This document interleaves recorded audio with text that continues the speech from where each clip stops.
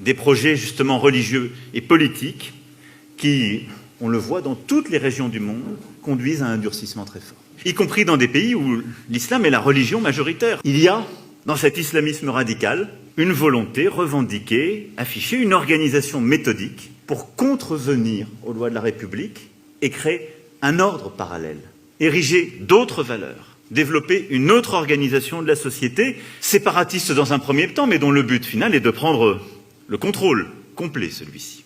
Nous sommes un pays où nous organisions la formation des imams dans des pays étrangers, mais aussi celle de psalmodieurs que nous faisions venir de manière régulière. C'est la Turquie, le Maroc et l'Algérie qui fournissaient ces imams et ces psalmodieurs.